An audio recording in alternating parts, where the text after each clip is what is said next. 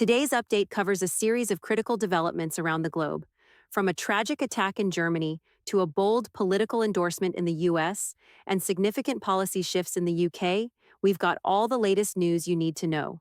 Stay tuned for a detailed breakdown of these stories and more. We start with devastating news from Solingen, Germany, where a city festival celebrating its 650th anniversary turned into a tragedy. On Friday, an attack left multiple people dead and injured, shaking the heart of this close-knit community. The incident occurred at the Fraunhof, a central square in downtown Solingen, where an assailant reportedly stabbed people at random. Emergency responders rushed to the scene, attending to 9 severely injured victims. As of now, the suspect remains at large, and local authorities are urging the public to avoid the downtown area. Solingen, a city of about 160,000 residents near Cologne and Düsseldorf, had planned to continue the festival through Sunday, but this horrific event has cast a dark shadow over the celebrations. In the United Kingdom, the government has taken a significant step in its counter-extremism strategy by officially classifying extreme misogyny as a form of extremism. Home Secretary Yvette Cooper announced a comprehensive review of the UK's counter-extremism policies, aimed at addressing the rising threats posed by harmful ideologies, including what she describes as a growing trend of misogyny. This review will explore ways to disrupt and divert individuals from these dangerous beliefs, treating extreme misogyny on par with Islamist and far-right extremism. Cooper emphasized the urgent need for this action, stating that extremism, both online and in public spaces, is a significant threat to the stability of communities and democracy. The review is expected to be completed by October and will be a cornerstone of a new counter-extremism strategy under the Labour government, which has been in power since July. In a surprising turn of events in U.S. politics, Robert F. Kennedy Jr. has officially ended his independent presidential campaign and endorsed former President Donald Trump. During a speech in Phoenix, Kennedy sharply criticized the Democratic Party, accusing them of engaging in continual legal warfare and running a sham primary process. Kennedy, a longtime environmental activist and prominent vaccine skeptic, had initially gained momentum after leaving the Democratic Party to run as an independent. However, his campaign faced challenges, with declining poll numbers and mounting financial difficulties. Kennedy's endorsement of Trump, announced at a rally in Arizona, marks the end of his bid for the presidency. The Trump campaign had teased a special guest for this event, and Kennedy's appearance drew a massive roar from the enthusiastic audience. In economic news, Federal Reserve Chair Jerome Powell announced that the Fed is preparing to reduce its key interest rate, currently at a 23-year high. Speaking at the Jackson Hole Conference, Powell stated, "The time has come for policy to adjust," signaling that rate cuts could begin as early as mid-September. Powell expressed increased confidence that inflation is moving toward the Fed's 2% target and highlighted the importance of balancing inflation control with supporting job growth.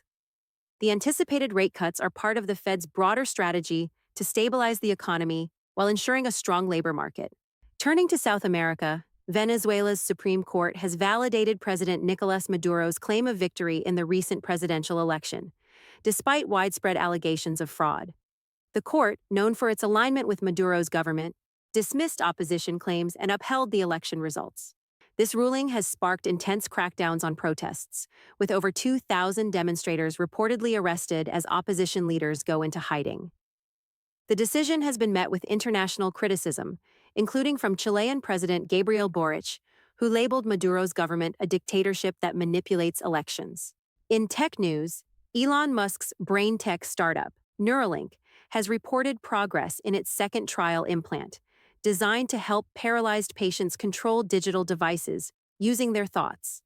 The second patient, identified as Alex, has successfully used the device to play video games and design 3D objects, demonstrating the implant's potential. Neuralink continues to refine its technology, learning from earlier trials to improve the reliability and performance of its implants. These advancements represent a significant step forward in the company's mission to assist individuals with spinal cord injuries. In the ongoing conflict between Ukraine and Russia, Ukraine has launched one of its largest drone strikes on Moscow since the war began.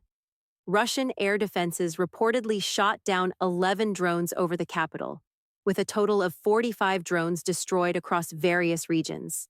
Despite the scale of the attack, no casualties or significant damage were reported in Moscow, where life continued as usual. The strike comes amid intensified fighting in the Kursk region, where Ukrainian forces have captured significant territory.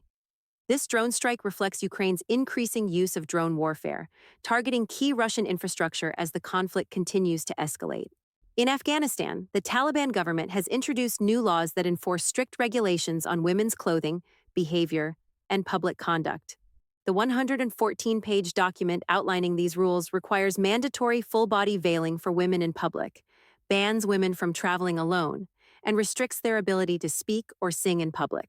These draconian measures have drawn significant concern from the international community, with the UN's human rights chief, Fiona Fraser, condemning the new rules as a grave violation of women's rights. The Taliban's enforcement of these laws marks a stark return to their oppressive rule, further restricting the freedoms of Afghan women and girls. Finally, in some brighter news, Botswana has announced the discovery of a 2,492-carat diamond, the second largest ever found. Unearthed at the Karawe mine, operated by Lucara Diamond Corp.